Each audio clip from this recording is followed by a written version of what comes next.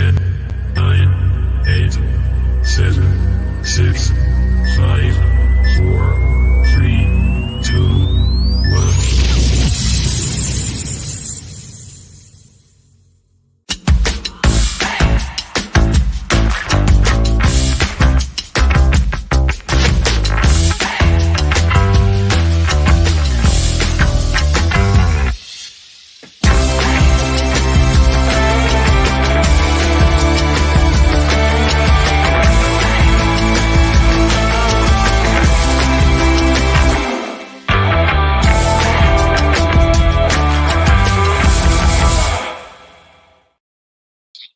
Hello everyone, welcome back to Through Black and White Eyes for this live edition of news. Now normally I do these in a 5-10 minute short video, but I thought there's no football on, there's nothing really to talk about, and you guys deserve a live show to have your say, so I thought we'd do this one live.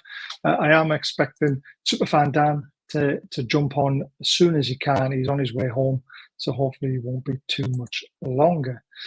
In the meantime, I'm going to open the floor to you guys. Ask me any questions you want, and I will answer them as truthfully as I can, as long as they're clean. There's the link if you would like to become a member. This is what Leslie has to say. Even though, please like, share, and subscribe and help the channel grow. As it's reached 7,000, onwards and upwards. We have just crept over 7,000. Unbelievable, to be fair. But yeah, amazing stuff. There's the link if you want to join again. I had to put it in twice, didn't I? All above options are free, but if you'd like to donate to the channel, super chats are available, bottom right hand corner. You can also join us from just 99p and be entered into our monthly members prize draw, which I will be doing soon. It will be $40 gift card to Diacro to get one of their amazing t-shirts, or even two, depending on which ones you choose. $40 is a lot of money to spend just for 99p as well. Even everyone says, Gary, watching the game. I'm not watching the game, no, but I believe you guys are. Apparently someone's gone off with a groin strain. Evening Lee, good to see you, mate. I hope the shifts are going well. Gary, good to see you. Jeds, surprised to see you here tonight with everything that's going on, but thank you for joining us, and I hope everything's better, mate. You know where we are if you need to talk. Yeah. So I don't really want to start the show fully until Dan gets here, because there's some good talking points that I want to talk about. England v France, Peter. It's the women's game. I don't know what channel it's on, to be honest with you, but it's at St James's Park. Chess says, all good, thank you. Good. England women game, St James's Park, Peter. There's our amazing sponsor, Diacro. Baz 20 for 20% off. Link is in the description for all members, so if you would like to get something, please consider it. They're an amazing little family-run company in America, and they ship to everywhere in the world. And we also have football prizes as well, of course, who are absolutely amazing. Bruno signed shirt. You've got until Monday, the 3rd of June, to buy your tickets. That's an amazing prize. There's also a Tonali shirt signed as well to win. There's loads of prizes. Honestly, they're amazing. You've got a better chance of winning one of these than you win in the lottery, so please consider it. And finally, Benfield are playing a charity match tomorrow. If you can make it down there, it's £10. All the money is going to charity.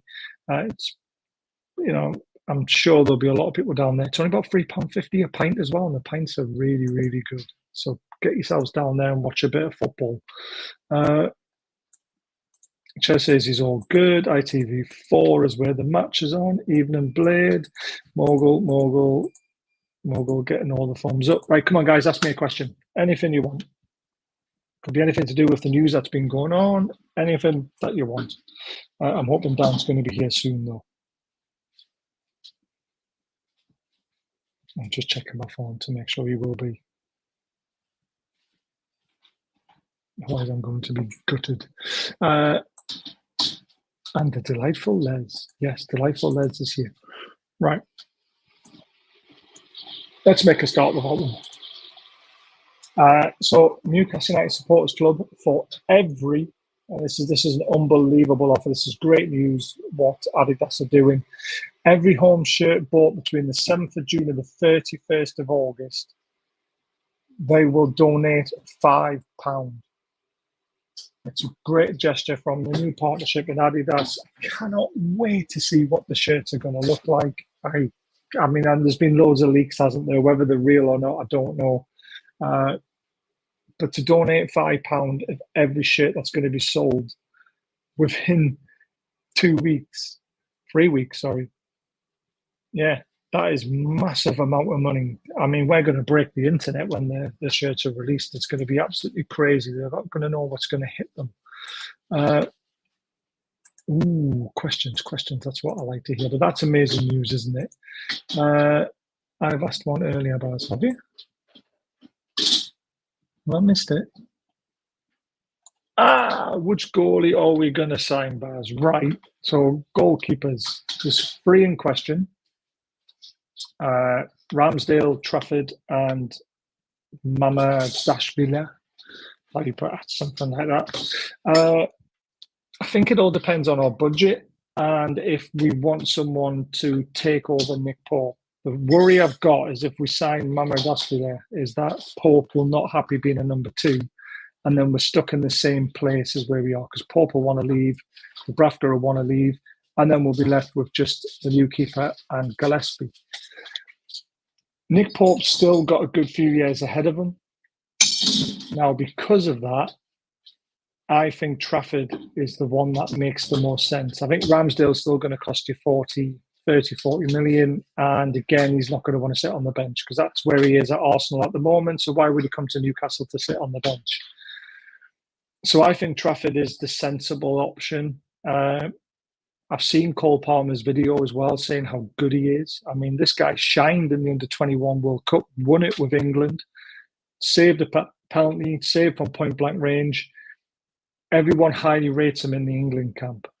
It's our fans that don't because he's played for Burnley and they've got relegated and they can't see past that. But if you actually look deeper into his very early career, he is some goalkeeper. And for 20 million, I believe it is a release clause, which frees up money for other positions, I think Trafford makes absolute sense, to be completely honest with you. And it wouldn't surprise me if that's who we sign. I would still prefer Mamadashvili. I wish I could pronounce his name properly. I would prefer him because I think he's going to be a quality goalkeeper and he's young as well still. I just think it throws Pope out and then puts us in a bit of a dodgy position. I'll come to that one later because we're going to talk about that because I don't know a lot about him. Are pumps lumpy? That's a very good question. I don't know the answer to that, David. Even about any news on Ashford? Ashworth? Yes, there sort of is. I'll let you know. Do you believe the leaks of the shirt, the blank white back is putting me off, would look horrid without names and numbers? Well, they've done this before, haven't they, Peter? I don't believe there's a QR code on it and everything. So there's a very good chance they are real. They did it with the shield, remember? We had the shield on the back and it looked daft unless you put a name and number on it. It's kind of making you spend more money. It's very good marketing, and that's what Adidas are good at. Trafford has lost his confidence this season. Makes sense, but I love Mamadashvili. Yeah, I would as well. Me too, Les. Right, royalties in the house. Sorry about the angle. I got the iPad and everything's, here we are. So you made it home now, or are we still somewhere else? No, made it home. Yep. There you go. Got the black and white. I can see the shirt. Yeah. Yep. There you go. So, and I had to rush home. The dogs are happy to see me and everything. The family's in New Jersey, so I'm all by myself. So, I'm trying to bachelor it up a little bit. So. On a Friday daytime, and you end up on here. I volunteered for it, mate. So. You did. That's fair play. I'm expecting a beer in your hand at some point. Then it's only noon. I haven't been able to stop anywhere yet. So I almost thought about stopping in a pub and doing the show from there, but I know that the 2 pubs that are in town, their Wi-Fi is spotty. So I don't think this would have worked. So I came home. That would have been kind of cool. I'm doing it on the iPad, so I'm wondering if maybe I should change locations and go get the laptop instead. So, because that'll be better. So, hey, I'm going to drop for just a minute. Keep yapping, and I'll be on there in just a second. Go for it. Okay. Yep. We'll have Dan back in a bit, and then we can really get going into a conversation about football. Evening, John. I hope you're well, mate. Yeah, so people want to see what he's like. Honestly, if you go on YouTube, there's loads of clips. The only problem with YouTube is you want to see his best bits, you don't see his worst bits. However, Valencia rate him very, very highly. He's played 100 times for them already. I'm sure he's only 23 or 24. So he is definitely worth having if we can get him. Mama, there he is, Georgia Mama and Dashville. He's 23, so that's crazy. Hey, Chairs, he's a monster, excellent reflexes, even though he's a big lad. Yeah, I mean, he's 200 centimetres. He's a tall keeper. He's fast, though. He gets down quickly. He can stop anything. I'll come to him. Hey, Mogul, hope you're well. JK, all good here. Thanks, bud. JK, love the fact you're always here now. Yeah, exactly. We do love that. I didn't realise he was left-footed, though, but there you go. I mean, his attributes overview saves 86% out of 100. That's amazing. No outstanding weaknesses. Strengths, long-distance shot saving, and consistency. Everything you want in a goalkeeper. Even his SOFA score is 7.06, which is amazing because it's very easy to drop a low score as a goalkeeper if things go terribly wrong for your team. Played 37 times, started 37 times, team of the week once. Goals conceded per game, he averages 1. Penalties saved 3 out of 6. That's not bad either. Saves per game, he averages 3, which is 72%. Goals prevented, 9.26. That's pretty good. His passing doesn't really matter that much. 13 clean sheets this season. Balls recovered per game, 8.3. Clearances per game, 1. Errors leading to goal through the whole season, only 2. Penalties committed, 1. 3 yellows, 1 red. I wonder what the red was for. That'd be interesting. Probably bringing someone down in the box or something like that, wasn't it? He has amazing reflexes, he does. Thank you. If I ever miss a show, it's usually because I'm not in a good place and I shoot off the world, but I always miss these streams. And then, thank you, John. And his club needs money. They do. Someone say he can't catch. Not valid from what I've seen. I mean, a guy that big, I'm sure he can catch. Will Newcastle succeed to transfers? Succeed in transfers? Yes, we will succeed. The first one to talk about really is Kelly. Kelly is breaking everywhere else in the world now. There's Italian press on it, all this sort of stuff. So Kelly from Bournemouth, as we all expected, is a done deal. Apparently his contract's only till 2027. So that's only a 3-year deal, which is very short for what I was expecting. But maybe they see him as a short-term option rather than a long-term option. So, that's the background we used to see him. Yeah. Lost your ability again. I don't know what happened. I have no idea how that happened, but I'll figure it out. So, hey, just want to point out.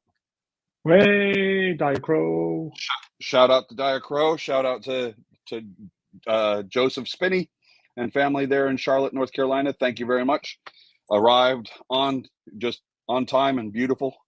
I used my my Baz 20 discount code and got me some new gear. So there you go. Some new friends. I like it. Yeah. We're just talking about Kelly. Kelly looks like it's a done deal. It's breaking on Twitter in other organisations now in Italy and places like that. We just need Sky Sports to announce it because everyone likes it when Sky Sports announce it or the club announce it. Yep. The rumours are these contracts only till 2027 though, which surprised me. 3 years. Well, on a free, I'll take it. Maybe they're seeing him as a stopgap. I just said. If you're if you're looking to sell Target this summer and get and move him on, and you've got Lewis Hall that you're trying to develop, you need someone that you can trust, that you can bring in, that can play in the FA Cup, that can play in the Carabao Cup, that can play in, the odd, if Hall is knackered, you need someone that you can pull in. We've let Matt Ritchie go. We've let Paul Dummett go. Yes, you can play Livramento on the left. Yes, you can play Trippier on the left if you keep him. We've proven this season that we'd much prefer not to see Big Dan Burn on the left. We'd rather see him at left center back. You need to bring somebody in, and Kelly on a free, a player that Eddie Howe knows inside and out because he signed him for Bournemouth. Yes, he did. He's as a 20-year-old, 21-year-old, because he's only 25. So I mean, this makes financial sense to me. Do you think they've learned a lot of lessons, maybe? Because obviously they signed Target on a long deal and they paid him almost 100 grand a week. Hendrick, obviously that was previous regime. But maybe they're thinking 3 years is a good deal. Maybe 1 year adding on is an option potentially in it. And thinking if we keep offering 5-6 year contracts, we're going to be stuck with them when we don't want them. They're gonna settle with Isaac Hayden in order to move him on the summer as well, because he's still on contract until 2026. They're gonna pay him up so that he can leave on a free transfer, or that's the rumors are. So no, I believe 100%. Hey, John, Jack is here. I fully believe. Words. I agree with you, Baz. I think this is the sensible option. At 25 years old, you've got him until he's 28. If he's performing well for you, then you give him another option, or you sign him a new deal, a new and improved deal. If he turns out a treat, if he doesn't, paying it, he plays 2 years and then you pay him off 1 year and get him gone, or he has resale value. No, this is the brain trust is starting to work instead of tying us to 6-8 year contracts and we're screwed. So this is all good stuff to me. Yep, it is. Peter, as what we've heard, we believe Hayden is going to be literally off the books. They're going to pay up his contract, which means Hayden will get a lump sum. So whatever he gets from Queen's Park Rangers is a bonus, really, when you think about it. So we just want rid of him. We don't want him on the books. Trying to loan him out again it just doesn't work. We just need to get rid of him. So that's what we're trying to do. We'll come on to Mbeumo a little bit later on. I don't want to ruin all the good stuff straight away.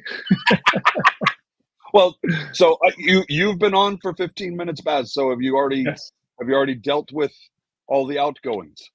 No, not yet. We're just having a chat about things like Adidas. Going to donate £5 for every shirt they sell in the first 3 weeks of the sales. That's massive, isn't it? 3 weeks. Well, look, that's 8 weeks. 7th. Oh yeah, God, I missed out July. Yeah, you skipped right over July. I did. So, my brain's not working yet. It's all those so that's huge. That's huge. I mean, that's a lot of money. Mm-hmm. And it's great for the area. I mean, Adidas could afford it, but it's still an unbelievable offer and gesture, really, isn't it? Yep. And all all then they the have next to one is the first team. All they have to see in the first team is them wearing the kits as of June 7th as they go off to their training bout out in Bavaria. And it'll sell shirts. I mean, the shirts are going to sell. They're going to fly off the racks anyway. Yeah. But yeah. It's like a little added bonus, isn't it? Thinking I've just bought this and now they've also donated £5. It makes you feel a bit better when you spend about 80 quid on a shirt. Yep. Do you think Newcastle v Macron women's game will be played at St James's Park next season? That's a good question. I don't know. I would hope so. That would definitely pull in a crowd because let's face it, we're not exactly going to be playing them ourselves. So unless we get a really lucky draw in the FA Cup or Carabao Cup again, but that would be a good idea, wouldn't it? Yep. Look at those figures. Holy moly. Yes, this is the next talking point. So this is why, everyone says to me we need to sell to be able to buy. We need to, the books are a little bit off skewed, and I'm thinking, how? We've just made 35 million extra per year by signing Adidas. We've made an extra, 18.5 million on Fun 88 to Seller. And from Kayak to Noon, we've made 5.5 million per year. This isn't just the whole deal, this is per year. That's risen from 13.5 million to 72.5 million per season. That's a 537% increase. How can Newcastle not have money when you look at figures like this? Right. And I mean, you're not even dipping into PIF funds. This is all purely self-driven. I'm chuffed. It's just, these are great figures. This is terrific improvement since the takeover. I mean, so anybody who turns up their nose to this is just, they're not paying attention. But this is it. I mean, everyone goes, "Oh, we've got to do this. Bruno's got to go," and it's like, well, why? There's loads of money there, and that's for what the Adidas deal's 4 years, or was it 5 years? I thought it was 5. 5. You know what I mean? 5. So that's 40, crazy amount of money million. coming in. Yep. Dan Ashworth is a sleaze bag. We are going to come to that very, very soon. This one came out of nowhere. Normally we hear about stuff like this, but I don't know much about him. Newcastle United appointed Brad Miller as the club's new Chief Operating Officer. Miller was formerly COO at Manchester Airport and Stansted Airport. He will report to NEFC CEO Darren Eales. He would lead the club's capital investment strategy. And they also think he's going to be a big part of the expansion on the stadium. Now, where does someone who works at an airport get that kind of clout? Well, let's be honest. I mean, I know a little bit about Stansted Airport, and it's a smaller airport. I would think that expansion of those runways and that kind of stuff, he would have familiarity with. He would be familiar with construction and signage and all that kind of stuff. I think the biggest thing is he has hair as opposed to Lee Tarnley. So we've got an actual COO rather than Penfield, taking all the roles. So I'm ecstatic to have yet another, person with experience, not just someone's lackey. So I agree. There's a question from King Game in there, which I don't agree with. Will we sell Byrne or Longstaff? Definitely not. Two local lads. Longstaff knows he's going to be a squad player next season. Dan Byrne will have a lot to say at left centre back with Botman being out, and all depends on who we sign or don't sign. So I honestly think them two stay. Agreed. Yeah. Seems like a guy to build something, not really a football guy, but projects guy. Interesting. That's what you need though sometimes, isn't it? You need someone who's not grossed in the football club, not all about football, but knows the business side of things and how all that sort of side of things are done. So that's like I said, there's going to be construction projects there. There's going to be signage projects there. There's going to be. I mean, look, that big, small, stupid television over there in the Lee's end. I mean, that's going to have to come down and get replaced with something if we're expanding that side of the stadium. Here's a guy who knows about projects and someone that you can. As a project manager myself, you need someone who can look after the day-to-day details and make sure that the project continues to move forward. And then he may be one of those guys that's good at the negotiating table as well, and working, having airport experience, also maybe more familiar with dealing with city government and regulations and all those kinds of. So here, this is a guy that may not be football savvy, but he's got smarts where it counts, is what I'm saying, and that's why they've hired him. So know nothing about him, but I'm happy he's here. There you go. Yeah, wish him all the best, don't we? By the sounds of it, it could be a good move. We have to sell olds. We'll sell the right people. We won't get rid of Dan Byrne and they were instrumental to last season. They really were. Was Willock even injured for the last few weeks of the season? No, he was back fit again, but I thought he improved near the end of the season. He had his best goal return last season. He scored 6, 3 assists, I think it was. That's his best return. 13 goal contributions. Sorry, 9 goal contributions altogether. But then he got a little knock, and then they said, you know what? The reason why he got a knock is because we brought him back faster than we expected to bring him back, and let's give him the time to recover sufficiently. I mean, that's the biggest complaint, is that we weren't seeing the Willock that we were familiar with the season before and the season that we signed him, and he wasn't as proficient, and due basically to a long-term injury that hadn't quite healed all the way, but we were so desperate for rotation that we took a gamble and put him out there. He did a treat, but at the same time knackered himself at the same time. So I think Willock is going to come back stronger, fitter. I think he's going to come back ready to play, and having J7 and Bruno and a completely refreshed and completely embedded Tonali, and then having Willock and Longstaff and Miley and held in abeyance.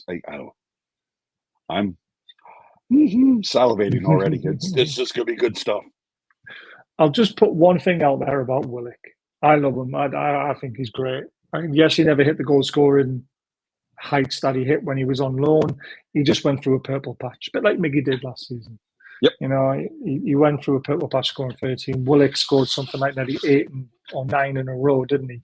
Yep. I remember the goal he scored against Fulham, and everything fell for him. And that only happens when you're on a run and you're in one of those little veins of form, which was amazing, because without that, we would have been relegated. Everyone says it was St. Maximum and everybody else who kept us up. It was actually Willock. Willock was the one that really got us the points. Yep.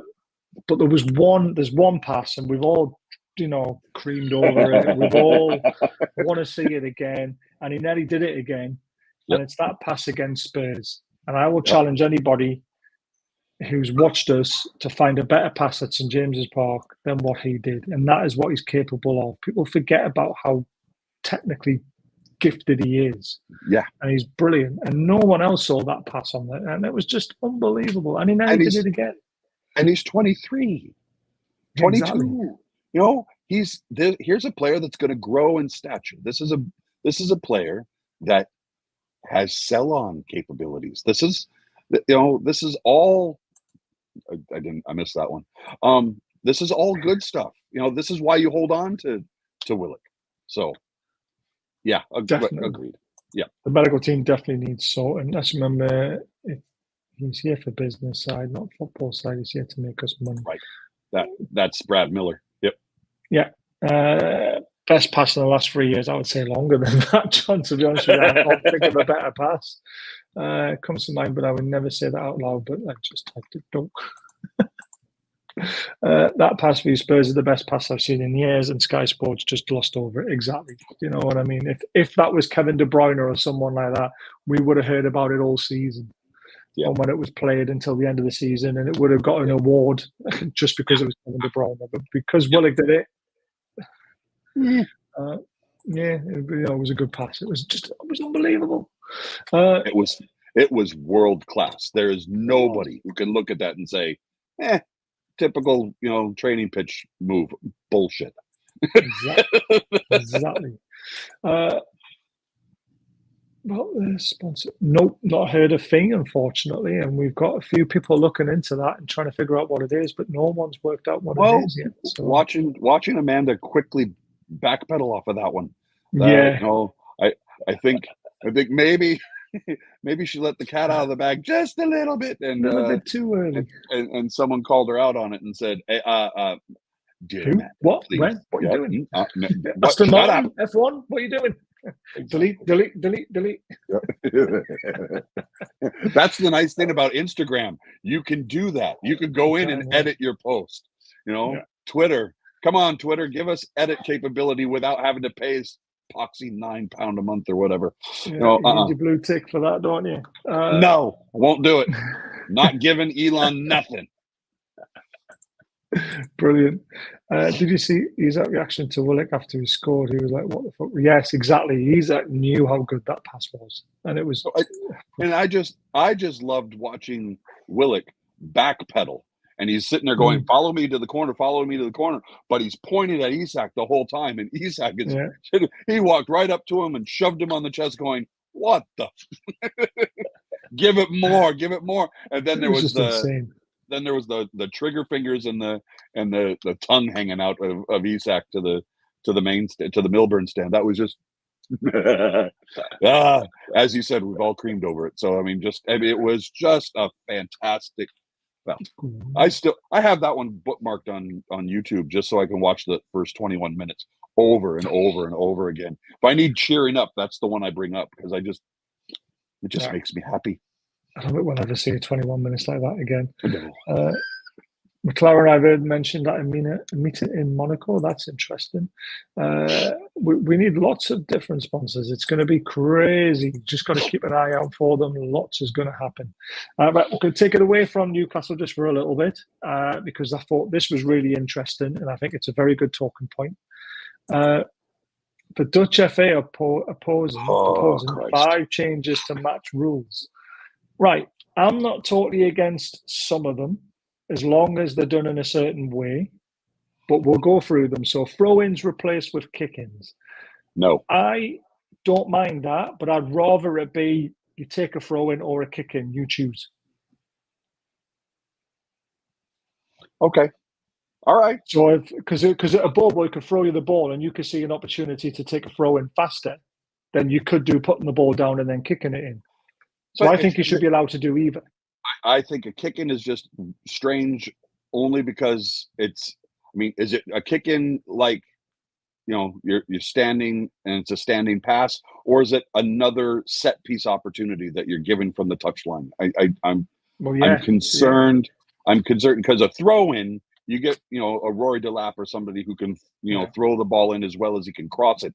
I feel that kick-ins are going to, it's just yet another set piece specialist kind of thing, which, that gives Trippier, another option. It gives, Gordon another option. But I think if it's going to be a kick in, it's got to be a standing pass. I don't think it's an option to take another set piece. Yeah. That's or like a one step pass sort of thing. Right.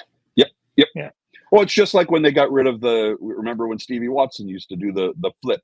Yes. With the throw in. So, they outlawed that. This is going backwards. This is allowing that if you're going to do that. If you're going to allow a kick in, then you get the option of either a throw in or a kick in, and you you return to the flip throw in. Come on, bring it on. If you want entertainment, let's make it happen. Why not? I kind of love to see Eddie could do with our talent if he had rolling subs, could coach up a guy, right? So we'll come to rolling subs in a minute. So next one's introduction of sin bins. I don't agree with sin bins. Agreed. I think that would just get really complicated. And I also think that could be abused by the top 6. I know we shouldn't be saying things like that, but corruption could easily come into sin bins, couldn't it? Well, it's the same thing with the blue card. If you show them a blue card, they go in the sin bin. What if it's a keeper? If the keeper earns the blue card and then earns the a 5-minute pass in the sin bin, you're not going to take off a player in order to replace the player, to put the throw on a keeper. And then when your keeper is free to come out of the sin bin, you're going to take the subbed in keeper? No, you're right. It's an absolute mess. That would be no. And it contradicts the 5th bullet. Yes. Yeah, I agree with that. The ability to self-pass from free kicks. Now, this is a tough one because I can see the advantage in it, but I also see the fact that even if you try and self-kick it to yourself, the referee's going to blow the whistle and say, hold on a minute, I didn't say I was ready. So you're going to get all those problems again, aren't you? Because if you've got the ability to pass the ball to yourself, you're literally going to put the ball down and then just get on with the game as quickly as possible. The referee's not going to be able to card people, and do all this sort of stuff. So I'm not 100% sold on that one. Right. You got any other pointers on it? Why you would like it or wouldn't like it? I think like the kick-ins, like the throw-ins, it has a possibility of being abused. But I'm to be fully honest, I don't think I quite understand it. I would need to see it. I'm a visual person, Baz, so I would need to see it demonstrated to see what that means. I mean, but it's basically if you get a free kick in the middle of the park, someone's just pulled you back. You can put your hand on the ball, kick it, and just carry on going. But then if the referee wants to card that player, he's going to blow his whistle and say, "Hold on a minute." Yeah, Do you know what and I mean? then on the whistle. Right. Yeah. So the advantage of being able to kick it to yourself is being able to move the game faster and take advantage of being fouled. Yeah. Okay. But then the referee could then use that to his advantage to stop you, and then you get the point where, well, do I want to kick it to myself now? Let's just load the box and throw it in and all that sort of stuff. So it just, I can see its advantages and I can see its disadvantages as well. I'll agree with Shez as well. Yeah, nobody knows, and they want to introduce more rules. Yeah, the handball rules are a nightmare. Rolling substitutions now. Some people say this will save. John said it would probably save on injuries. I don't think it does, because you're asking players to warm up, cool down, warm up, cool down, warm up, cool down, because you're going to be throwing them on all the time. Right. So I think it could actually cause more injuries and more confusion and more injury time. Well, the fourth official won't be able to keep up, putting up the placard in order to show who came off and who came on. If you have rolling substitutions, it doesn't matter. So now all of a sudden they'll have to get rid of the board, wouldn't they? Well, yeah, and then trying to keep up with, stats. The statisticians will be driven absolutely mad, because it's like, who just scored? Who got how many minutes has he played? How many times has he touched the ball and all this sort of stuff? Then you'll start getting stats going. This guy's really good between the 40th and 50th minute when he's used as a rolling sub and all this sort of stuff. It'll be like, oh my God, stats bomb would be like impossible. And if he played less than 15 minutes, he doesn't get a rating. So what's the point? Yeah. So, yep, agreed. There we go. Ragatoni says it pretty well, to be fair. Ragatoni is 100% spot on. So, hey James, I hope you're well. Thanks for joining the chat. He's a nice lad. He talks to me on Twitter. Yeah, he talks to me on Twitter quite a bit. He's a nice lad. 60 minutes net playing time, currently about 54 instead of 90-minute gross. So this is just kind of like adding on more time until you played 60 minutes of playing time, really, isn't it? Right, and we're already pitching about 9 minutes of extra stoppage time, or 20 minutes of stoppage time. I know I'm being facetious, but no, the game is 90 minutes. Let's just play the 90 minutes. Yeah. I just, and it's the stoppage time, that we've seen abused. It's 9 minutes or 7 minutes of stoppage time unless Liverpool needs a goal, and then it's 9 minutes. Or we're going to give Man United all the time they need in order to catch up. Bullshit. It's 90 minutes. Let's just call the game when the go.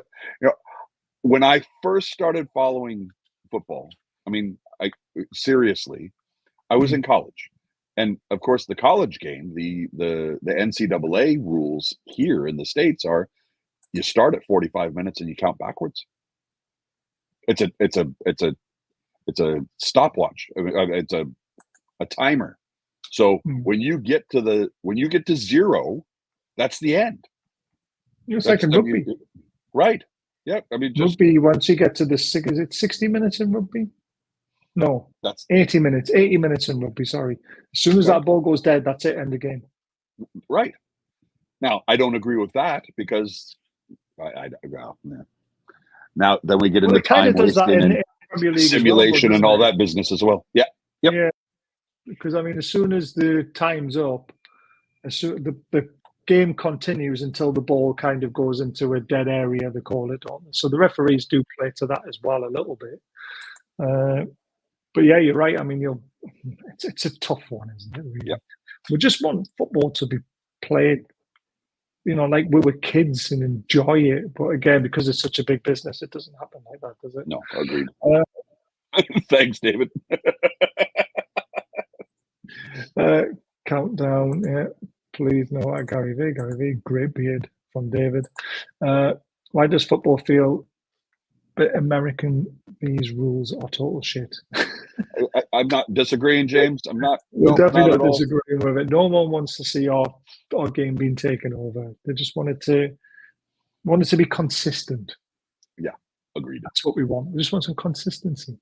But that's enough of away from Newcastle. I thought that was a nice little talking point because it was in the news today, and that's what this is about, in the news.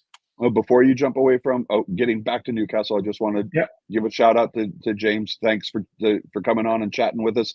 Appreciate that. I've got 3 great mates here on the peninsula who are all Villa fans. Shout out to Paul Whitecross at the Britannia Arms. Shout out to Chris Dangerfield, former San Jose Earthquake and now commentator for the Earthquakes. I just saw him Wednesday night down here at a Monterey Bay match. He was in the VIP section. Great lad. And then and then several others. And shout out to Ashley, who's a college student here who just moved to the area a year and a half ago, and she's a big Villa supporter. So James, you're well represented here on the peninsula. If you ever come here, Paul Whitecross has a bit of a Holt End shrine in his pub. So you'll have to come by and visit. And now we can go back to Newcastle, Baz. Championship football is very enjoyable because there's no VAR. I can't disagree with that, but it's very frustrating watching it as your team if things go against you. VAR would have sorted it out. Oh, you wish you think you would. Trips, Miggy Wilson must go. That's a tough sell, that one. I saw an argument earlier today in I don't know if it was in the banter group or in another chat forum, but the problem we have with Wilson is we know he's made of glass. He's going to be constantly injured. But the problem is when he is fit, he's guaranteed goals. Yeah, he is a player who will score you goals. Now you have to weigh: are the number of goals that he scores worth the amount of time that he misses through injury? That's the argument to be made. And if you sell him for 10 million, you sell him for 15 million. You're going to spend 60 million to replace him. If your thought is, well, he's 32 and he only plays 48% of the time, but in that 48% of the time he scores you double digits in goals. Let's bring in a 22-year-old player for 15 million from a championship side or a first division side. I mean, don't look down your nose. That's where Jamie Vardy came from. I get that. I'm just saying that to the audience. But at the same time, now you got to spend time developing that player over the next 2 to 3 seasons, or you may end up you bring him in and then you end up loaning him because you're not using him. It's a double-edged sword. I think moving Miggy on and getting the right amount of money for him, smart deal. Trippier, I think you hold on to for one more season. I think this season was just bad in his head, in his fitness. Now he's going to go away to the Euros. Let's see if he gets minutes there because he's going to be fighting Kyle Walker for minutes there. Here's a guy play left back because we're desperate for left backs. Apparently, it was Luke Shaw permanently or out. He's not in the squad. Agreed. At the same time, he's already shown that the fitness levels are well below what they need to be in order to be performing at that level. Here, Trippier's the guy that you bring on in the 80th minute when you're trailing by a goal and everybody flops in front of the 18 because that Trips is going to take a shot from there. That's why he's on the plane, and for his attitude and experience and leadership in the dressing room. But I don't think it's right to get rid of him just yet. Wilson's, that one's the hard one. If you can get a player that's going to replace Wilson, then you move him on. But if you can't, then he's the option off the bench. He's not going to be happy about it, but he's the option off the bench. Yeah. I'll throw in my little 2 pence on Wilson. I think you sell him. The reason why is he only plays 52% of games and he's picking up £110,000 a week. That's a lot of dough for someone who only plays 52% of the season. So £110,000 a week. That's a shed load of money. It is. He's one of our top really on that? Yeah. Was that the new deal that he signed last year? I believe so. I Googled his contract. And it was £110,000 a week. And I was like, how? How? But I'm sitting there going, he's making 110 a week, and Target's making 100. And what did Target do? Yeah, that was a bad deal. That was a bad deal. I don't know Well, why. he was what we needed at the time. He was what we needed at the time because he showed that he could play. Yeah. And 12 million, Baz. They spent 12 million to get him. But I'm sitting there looking at the same thing. Jamal Lewis, we spent 15 million on him, and what has he done for the club? I don't think enough in the end, was he? No. Lewis contract. I think he's on 38 or 40 or 45, something like that. But I'm not. That's no, he's not on a lot at all. Jamal Lewis contract with Newcastle United. Saying 10 million over 5 years. All right, that's math. You're asking me to do math on my day off. I don't want to do that. I was already talking about percentages and shit. I was trying to work out how to.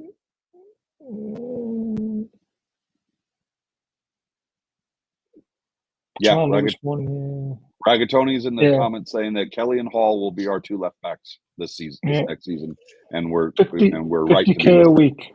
Jamal Lewis, 50K a week. It's a lot of money in it. Half of what Wilson gets, but look at what Wilson does with the time that he's available, and look at what Target's or look at Jamal Lewis.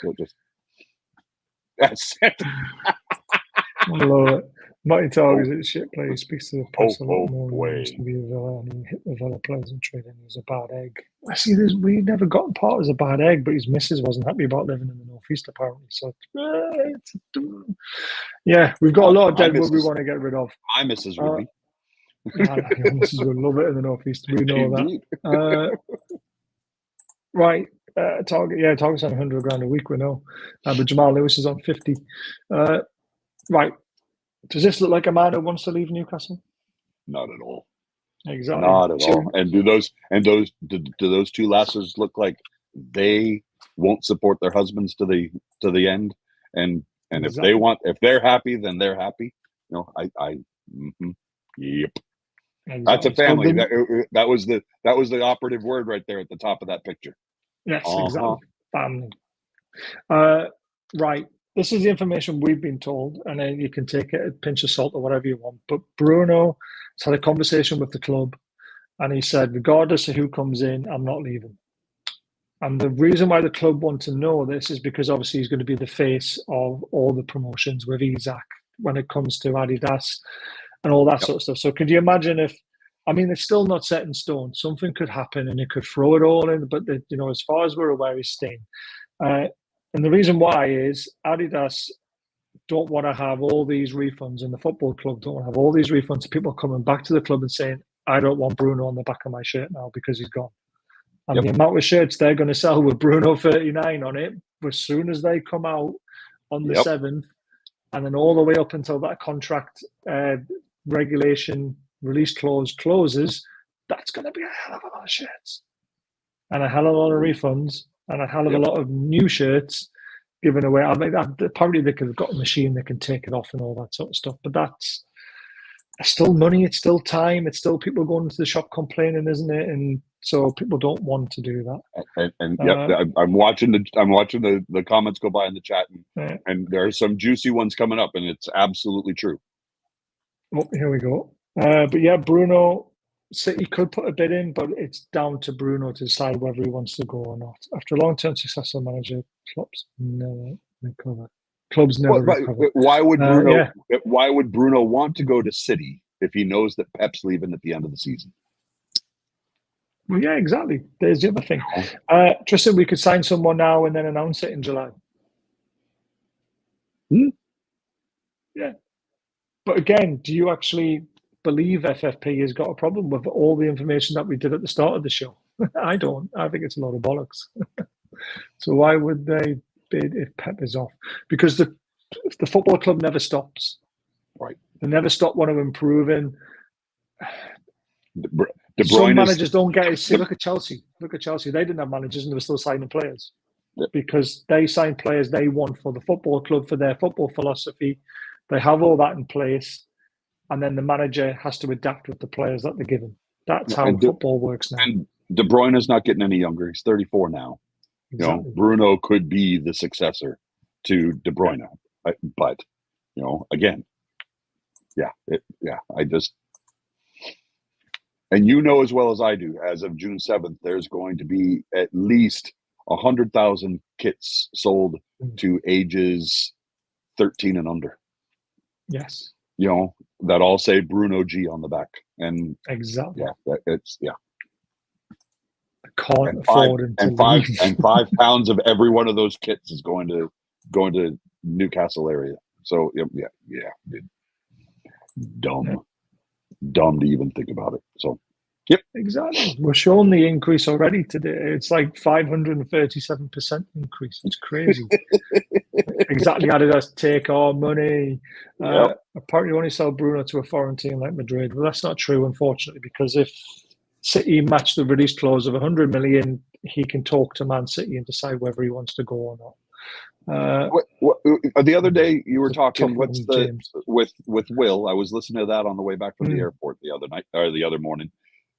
What are we saving with the 5 guys that just got released? We're saving somewhere in the range of 700K per week or per month, something like that. Yeah, I'm going to try and find the slides again. I've still got them somewhere. You don't have to. We you don't have lots of time left in this show. So yeah. So Hayden, Lewis, and Fraser, when they leave, 152K per week. There you go. And then we've got Karius, Dummett, Ritchie, and Hendrick, 160K per week. There's almost 400K. Exactly. So, and then if you get rid of Dubs, Target, Miggy, Murphy, and Wilson, you could save 345K. There's another. So there's $750,000 every week. Yeah, exactly. The total £750,000 a week. 657K per week and potentially 75 million made in transfers. Exactly. We do not need to worry about FFP. I don't know if anyone can remember when we first got took over, and there was Gary on the show quite a lot, and there was a few other people. We always kept on talking about how Liverpool got rid of the Liverpool tax. Because obviously they sold Coutinho, didn't they, for 100 and whatever million it was to Barcelona.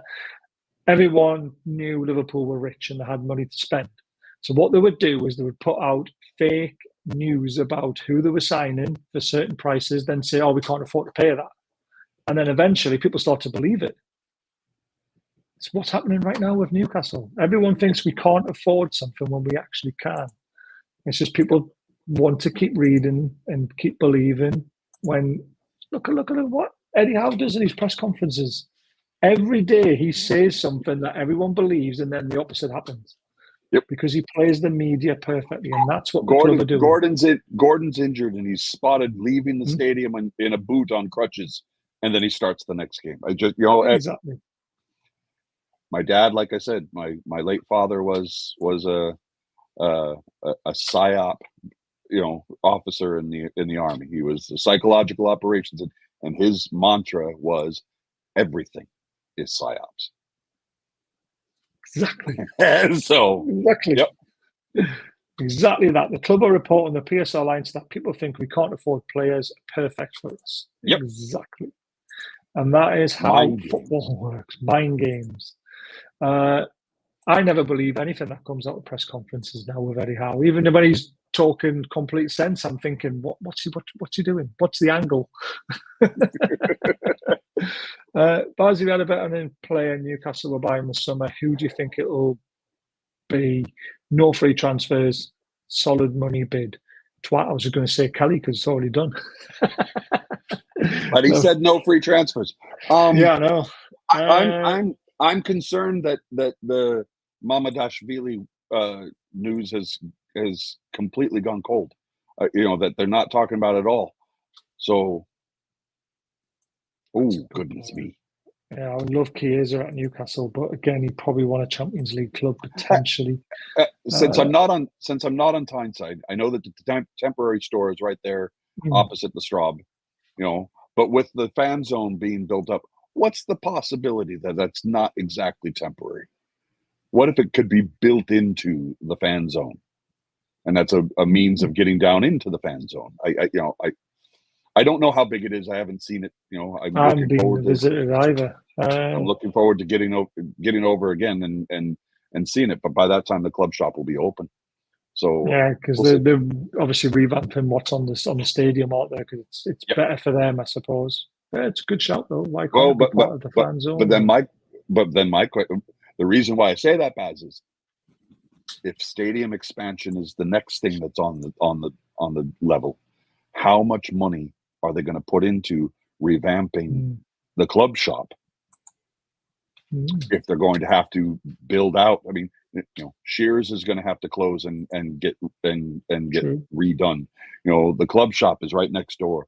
If they're going to expand the Gallagate end, I can't see the club and Adidas spending a shed ton of money on revamping that store. I mean, I'm thinking that the temporary store that's being sold right now could also be outfitted in order to be part of the fan zone, and then all of a sudden it's part of something even bigger. So who knows? It's interesting. I thought they were going to build the stadium out, but on top of it, and then still have the road going under it. So you could still potentially have this shop, but then again, there'd be no light to it, and yeah. And that's because it's an RVI artery, and now that they're building up the fan zone, even redirecting that RVI artery would be difficult. I have problems with the idea of a road going under the stadium. For me, that's a security nightmare. But that's just the. People close it on match days like they do anyway, don't they? Doesn't have to. An event doesn't have to happen on a game day for it to be catastrophic. That's true. But that's me. That's just me being the pessimistic American as I am. So, I love it. Right, moving on quickly. Gillespie, fantastic that he's got a new contract. I know he's not a sexy signing, and it's like, oh yeah, this, that, and that. But when Eddie Howe spoke about him and about what he brings behind the scenes, he's on only like 15, 20 grand a week. It's a sensible thing to do for a third choice goalkeeper, isn't it, Dan? And he's going to be a guy that, like he said, he maybe not the sexiest, but as a third choice keeper, he's going to be the guy that's going to stick around after the longest at training and take shots.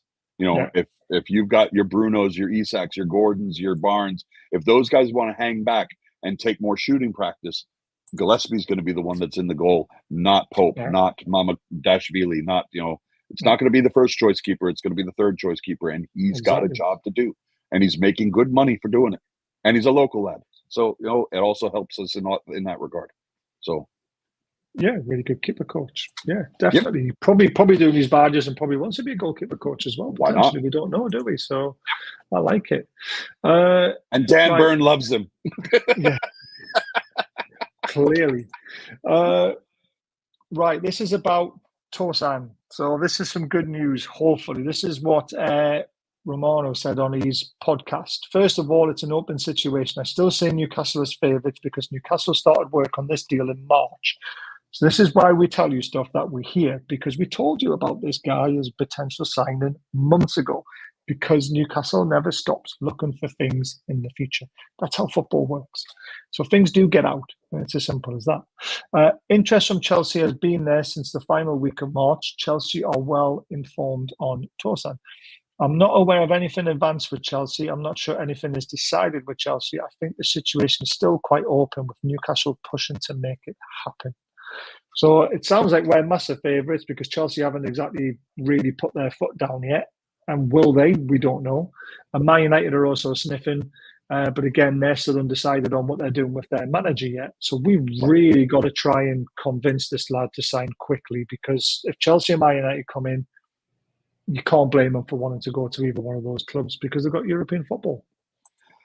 And we may not be able to offer that, but we've heard everybody talk about the project. I mean, you got Tonali who came in. You've got Trippier and Bruno who joined when we were in a relegation battle.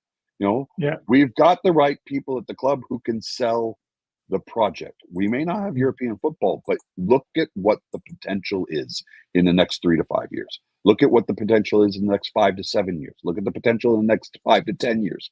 Tosin can see that. So, I'm confident. So I'm a bit more confident after I've seen him come out and say that on his podcast, because he obviously apparently knows a lot. It's very interesting. So I am a little bit more happy about it. yeah. Right, we've lost 2 legends of the club. Matt Ritchie. The corner flags will be very happy. You had to use that picture. Is it en route to getting the guy in the bollocks? I hope so. That is like, I was going to ask you, what was your favourite Matt Ritchie moment? And that is right up there, isn't it? It has to be. Yep. And he didn't even score the goal. That's what it was Hayden. Hayden put the ball in the net. I think it was against Chelsea, wasn't it? A last-minute winner. Yep. Yeah. And he kicked the corner flag, and it went straight into that lad's knackers. For Matt Ritchie, just watching him on the training ground, or when somebody scored, when he would just run up to somebody and slap them in the head. That was always great. But for me, I think just to show the classy individual that he is, when he scored that fantastic half volley against Bournemouth, and the way he didn't, top corner, and the way he didn't celebrate, because he knows just screaming his head off during COVID. Yeah, agreed, during the COVID games, absolutely. So yeah, absolutely brilliant. He was fantastic. I think my favourite moment though was Dubravka's debut when he scored the winner against Man United. Got it. Yep. I enjoyed that one. That was a good Matt Ritchie moment. And the other one, obviously, Paul Dummett, legend, been with the club for 20, 22, 24 years or something. 23 years. He signed years. At 9 years old, and he's 32 now. Yeah, reading his post on Instagram brought a tear to my eye. But and I remember when he scored his first goal. That was so much fun. What's your favorite moment of him? It had to be that debut season. I mean, just because it was a guy who came up through the academy, and he's a local lad, and just I was chuffed for him. And that number 36 jersey appears to have a little bit of polish on it. Dummett had it the first. tackle as well, didn't he? Yeah. Well, just apparently not against Everton. That's the wrong kind of tackle, Paul. No, I'm excited to see what he's going to do next. At 32 years old, he could be a terrific championship player, or he could be, or he goes to Toronto, where Matty Longstaff where is. Matty Longstaff is. That's possible. Paul Dummett. I mean, I go back to Peter Ramage. Peter Ramage came over and played for Phoenix Rising in the USL Championship, same league that Monterey Bay is in, and was a fixture at Phoenix for a bit, and got his coaching badges. Did his coaching badges there. That's crazy. I talked to Frank Yallop, our Monterey Bay manager, about Peter Ramage, because of course he had him there as a player. So I could see Dummett, if he wants to come to the United States, maybe he comes down to the championship level and just tries that out for a bit. At 32, he's not a spring chicken, but he's not over the hill. And given his injury record, I'm wondering if there would be any Major League Soccer clubs that would take a punt on him. I don't think he's hurting for cash. So no, definitely not. USL Championship doesn't pay as well as MLS, but it gets him the ability to prolong a career. As we've talked about on previous shows, the biggest thing for guys that have played in England in the Premier League and the Championship coming to America, the biggest thing that they don't comprehend is the travel. Yeah, it's when you're going, and Matty Longstaff is learning that. Toronto to Miami is a long trip. Toronto to LA Galaxy, or Toronto to LAFC, or Toronto to San Jose, or Toronto to Seattle, Portland, those are long haul flights. It's not just a little travel down the road, a couple of hours, which is what the whole players are used to. And And now clubs are allowed to spend. They have to spend at least 10. They have to spend on at least 10 chartered flights per season, and those flights are per leg. That's not round trip. That's per leg. It used to be 3, and that's where Wayne Rooney was griping because they had to fly coach. So can you imagine Wayne Rooney sitting in coach flying from LA to New York City? No. So anyway, that's the big thing is, a chartered flight is fantastic if your club is willing to pay for it. If your club is not willing to pay for it, they're going to spend on 10 chartered flights, and that's 10 legs, not round trip, a season. And when you're playing 34 games a season, do the math, So that's the big thing is, and he's John and Dan have to sit and coach. That's right.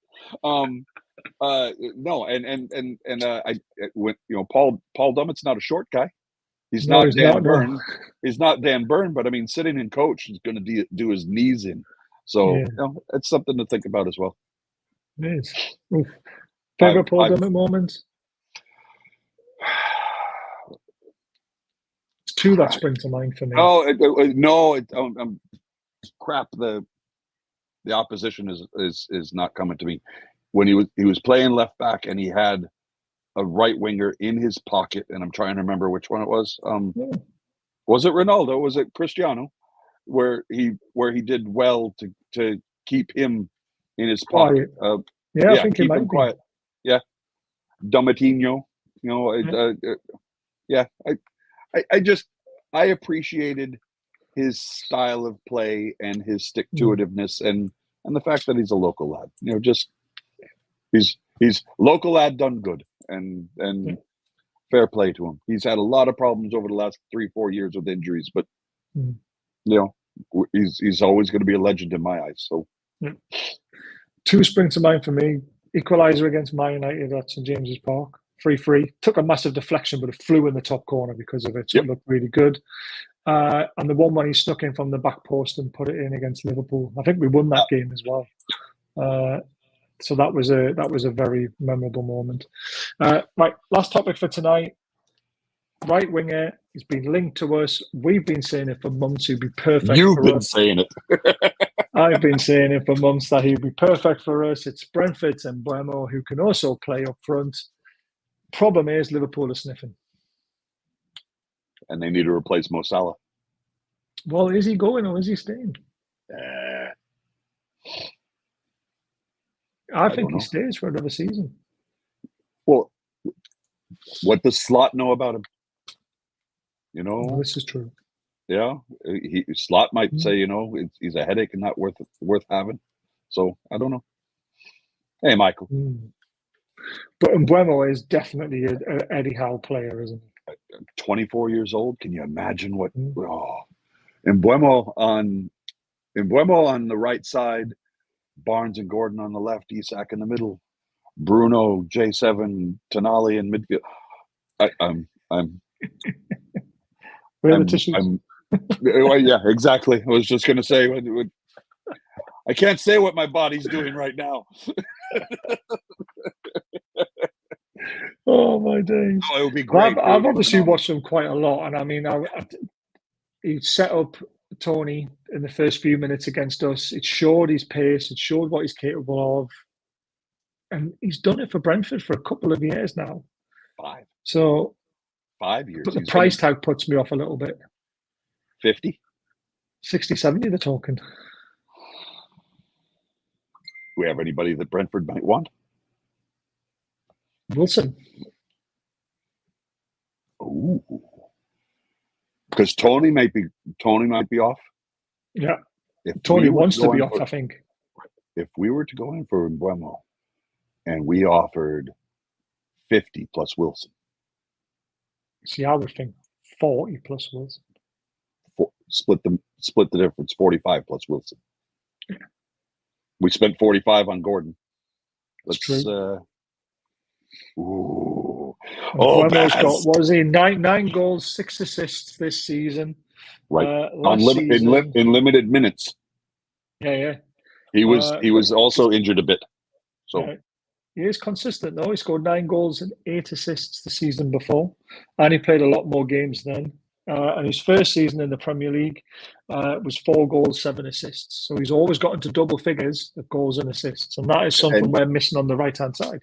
And you go back, he's been there for 5 years, which means he signed for them when he was 19.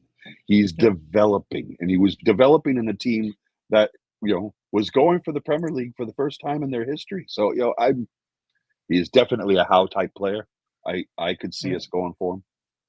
The thing is, he is north for 45 million because he's still young. He's still got room for improvement. And Brentford's not a bad team. Exactly. They're not a selling club either, really. They've never really sold players on, have they? When you think about the players they've had, they've always kept a very good, strong unit, haven't they? What's this? Yep. Oh, is this your predictions, James? Good luck. I'm not doing any predictions yet. It's far too early for that. See, Minter will back up. I mean, you could have probably Murphy or Miggy as backup because I think they'll sell one of them. I still think Minter goes out on loan again, but I want to see him in pre-season. I do too. Michael, I think he's worth every penny. Apart from Wilson and the keeper, therefore, always big signings in the summer, and we'll put my money where my mouth is. Well, I mean, we have heard rumours the owners want to break their transfer record, so that's got to be 75, 80 million, hasn't it? And the finger always points to Bowen for me when it comes to that figure. Yeah, but he just signed a new contract and says he wants to retire at West Ham. So, Stupid. I think he's under stress from his Bird's dad. Yeah, maybe. Could be. He would be a hell of a player as well. Exactly. Definitely one that, weren't we in for him when Brucey was here? We would have signed him. We would have signed him if it wasn't for Mike Ashley not willing to pay 10 million. Now look how stupid that looks. Yeah. It's a nightmare. But Mbeumo for me would be an unreal signing. I know he's not that sexy signing that everyone wants, like a Chiesa or someone like that. But Mbeumo, if you look at his stats, you look at his, not just his goals and assists, you also got to look at his interceptions, his ground duels, his aerial duels, his pressing. All links to an Eddie Howe player, so he would be fantastic for us. And he's got a fantastic look with the bald pate and the big bushy beard. I have hair. I'm not bald. but yeah, my wife saw him on telly and said, "Oh, that's an interesting look for a footballer." And I was like, there you go. I love it. Oh man! Right, that's the end of the show. Thank you very much for everyone tuning in. I know this wasn't like a full transfer thing that you were expecting or possibly expecting. It wasn't. It was just all the latest news. I just fancied having a live chat.